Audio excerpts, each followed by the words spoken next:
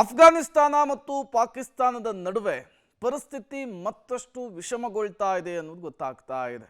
ಈಗಾಗಲೇ ಅಫ್ಘಾನಿಸ್ತಾನದ ವಿದೇಶಾಂಗ ಸಚಿವರು ಭಾರತಕ್ಕೆ ಬರ್ತಾ ಇದ್ದ ಹಾಗೇನೆ ಪಾಕಿಸ್ತಾನ ಅಫ್ಘಾನಿಸ್ತಾನದ ಮೇಲೆ ಏರ್ ಸ್ಟ್ರೈಕ್ ಮಾಡಿತ್ತು. ಅದಕ್ಕೆ ಪ್ರತಿಯಾಗಿ ಅಫ್ಘಾನಿಸ್ತಾನ ಕೂಡ ಪ್ರತಿ ದಾಳಿಯನ್ನ ಮಾಡಿದೆ ಅನ್ನೋದು ಗೊತ್ತಾಗ್ತಾ ಇದೆ. ಪಾಕ್ನಿಂದ ಅಫ್ಘಾನ್ ಮೇಲೆ ಫತಾಹ ಮಿಸೈಲ್ಸ್ ದಾಳಿಯಾಗಿದೆ. JF-17 ಮಿರಾಜ್ 5 ಯುದ್ಧ ವಿಮಾನಗಳನ್ನು ಬಳಸಿಕೊಂಡು ಪಾಕಿಸ್ತಾನ ಅಟ್ಯಾಕ್ ಮಾಡಿದೆ ಅನ್ನೋದು ಗೊತ್ತಾಗ್ತಾ ಇದೆ. ಅಫ್ಘಾನಿಸ್ತಾನದ ಕೋಸ್ಟ್ ಪಕ್ತಿಕಾ ಪ್ರದೇಶಗಳ ಮೇಲೂ ಕೂಡ ಡೆಡ್ಲಿ ಅಟ್ಯಾಕ್ ಆಗಿದೆ. ಪಾಕ್ನ ಕ್ಷಿಪಣಿ ದಾಳಿಗೆ ಅಫ್ಘಾನ್ನ 7 ನಾಗರಿಕರು ಸಾವನ್ನಪ್ಪಿದ್ದಾರೆ ಅನ್ನೋದು ಗೊತ್ತಾಗ್ತಾ ಇದೆ. ಅಫ್ಘಾನ್ನಲ್ಲಿ ಕ್ಷಣ ಕ್ಷಣಕ್ಕೂ ಕೂಡ ಪರಿಸ್ಥಿತಿ ಉದ್ವಿಗ್ನಗೊಂಡಿರುವಂಥದ್ದು. ಅಫ್ಘಾನಿಸ್ತಾನದಲ್ಲಿರುವಂತಹದ್ದು ತಾಲಿಬಾನ್ ಆಡಳಿತ. ಅಫ್ಘಾನಿಸ್ತಾನದ ವಿದೇಶಾಂಗ ಸಚಿವರು ಭಾರತಕ್ಕೆ ಪ್ರವಾಸವನ್ನು ಕೈಗೊಂಡಿದ್ರು. ಭಾರತದ ನೆಲದಲ್ಲಿ ನಿಂತು ಪಾಕಿಸ್ತಾನಕ್ಕೆ ಎಚ್ಚರಿಕೆ ಕೊಡುವಂತಹ ಕೆಲಸವನ್ನು ಮಾಡಿದ್ರು. ಈ ಬೆನ್ನಲ್ಲೇ ಪಾಕಿಸ್ತಾನ ವಾಯುದಾಳಿಯನ್ನು ಮಾಡಿರುವಂತಹದ್ದು ಅಫ್ಘಾನಿಸ್ತಾನದ ಮೇಲೆ. ಅದಕ್ಕೆ ಪ್ರತಿ ದಾಳಿಯನ್ನು ಅಫ್ಘಾನಿಸ್ತಾನವು ಕೂಡ ಮುಂದುವರಿಸಿದೆ ಅನ್ನೋದು ಗೊತ್ತಾಗ್ತಾ ಇದೆ. ಪಾಕ್ನಿಂದ ಅಫ್ಘಾನ್ ಮೇಲೆ ಫತಾಹ ಮಿಸೈಲ್ಸನ್ನು ದಾಳಿ ಮಾಡಿರುವಂಥದ್ದು. S-400ಗೆ ಟಕ್ಕರ್ ಕೊಡಬೇಕು ಅಂಥೇಳಿ ಪಾಕಿಸ್ತಾನ ರೆಡಿ ಮಾಡಿಕೊಂಡಂತಹದ್ದು ಈ ಫತಾಹ ಮಿಸೈಲ್ಸ್. ಮೊನ್ನೆ ಮೇ ತಿಂಗಳಲ್ಲಿ 5 ದಿನದ ಅಂತರದಲ್ಲಿ 2 ಕ್ಷಿಪಣಿಗಳ ಪ್ರಯೋಗವನ್ನು ಕೂಡ ಪಾಕಿಸ್ತಾನ ಮಾಡಿತ್ತು. ಈಗ ಅದನ್ನು ಅಫ್ಘಾನಿಸ್ತಾನದ ಮೇಲೆ ಪ್ರಯೋಗ ಮಾಡಿದಂತೆ ಕಾಣಿಸ್ತಾ ಇದೆ.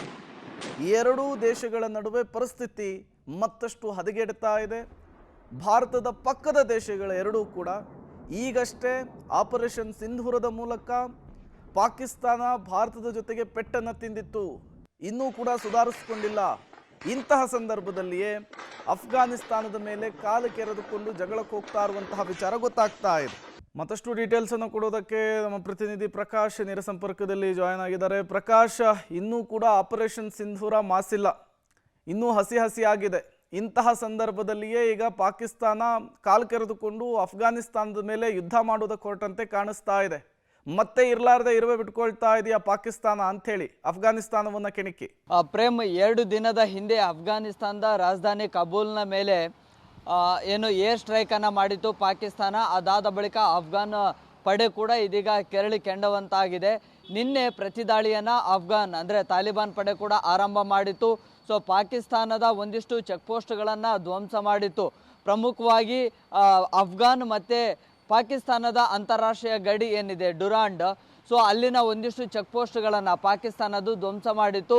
ಸೊ ಅದಾದ ಬಳಿಕ ಮತ್ತೆ ಪ್ರತಿ ದಾಳಿ ಕೂಡ ಹೆಚ್ಚಾದವು.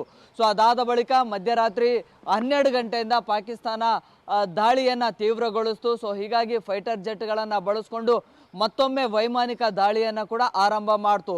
ಇಲ್ಲಿ JF-17 ಮತ್ತೆ ಏನು ಬೇರೆ ಮಿರಾಜ್ 5 ಯುದ್ಧ ವಿಮಾನಗಳನ್ನು ಅಂದರೆ ಪಾಕಿಸ್ತಾನದ ಫೈಟರ್ ಜೆಟ್ಗಳನ್ನು ಬಳಸ್ಕೊಂಡು ಬಾಂಬಿಂಗ್ ಅನ್ನು ಮಾಡ್ತು.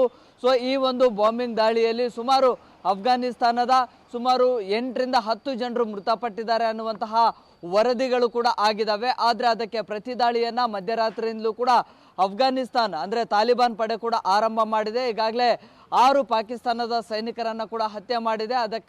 ಅದರ ವಿಚಾರವಾಗಿ ಅಧಿಕೃತವಾಗಿ ಕೂಡ ಈಗ ತಾಲಿಬಾನ್ ಪಡೆ ಒಂದು ಸ್ಟೇಟ್ಮೆಂಟ್ ಅನ್ನು ಕೂಡ ಕೊಟ್ಟಿದೆ.